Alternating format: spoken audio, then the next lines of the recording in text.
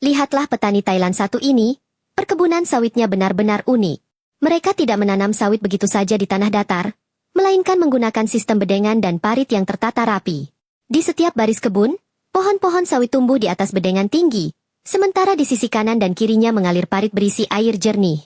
Sekilas terlihat seperti kanal kecil di tengah perkebunan, tapi fungsinya luar biasa penting. Air di parit itu bukan sekadar hiasan. Ia berfungsi sebagai sumber irigasi alami yang menjaga kelembapan tanah dan menstabilkan suhu di sekitar akar sawit. Ketika musim kemarau tiba, cadangan air di parit membantu tanaman tetap subur dan segar. Sedangkan di musim hujan, parit berperan menyalurkan kelebihan air agar tidak menggenangi akar pohon.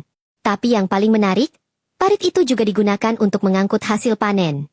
Saat tandan buah segar sudah matang dan siap dipanen, petani cukup menaikkannya ke atas sampan kecil dan mengayuh perlahan melalui jalur air menuju titik pengumpulan. Cara ini bukan hanya hemat tenaga, tetapi juga mempercepat proses panen, terutama di lahan yang berlumpur dan sulit dijangkau kendaraan. Sistem ini terbukti efisien dan ramah lingkungan. Parit-parit yang berisi air juga menjadi rumah bagi ikan kecil, katak, dan hewan air lainnya, menciptakan ekosistem alami yang menyehatkan kebun. Tak heran jika banyak negara lain kini mulai melirik metode ini sebagai contoh pertanian sawit berkelanjutan. Dengan memanfaatkan kondisi lahan berawa dan curah hujan tinggi, petani Thailand mampu membalikan tantangan alam menjadi keunggulan ekonomi. Sebuah bukti nyata bahwa kecerdikan dan inovasi bisa membawa pertanian tradisional menuju masa depan yang lebih produktif dan hijau. Keunikan sawit di Thailand tak berhenti di sistem bedengannya saja.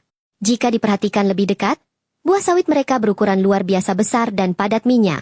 Rahasianya terletak pada penggunaan bibit unggul tersertifikasi yang sudah melalui proses pengujian ketat oleh lembaga resmi pemerintah.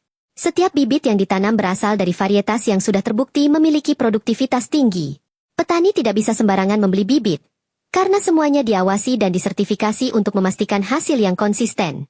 Selain itu, mereka juga mendapatkan bimbingan langsung dari penyuluh pertanian, mulai dari pemupukan yang tepat hingga cara menjaga kesuburan tanah.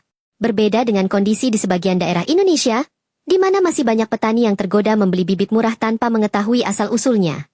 Akibatnya, banyak kebun sawit menghasilkan buah kecil, tidak seragam, bahkan tidak produktif.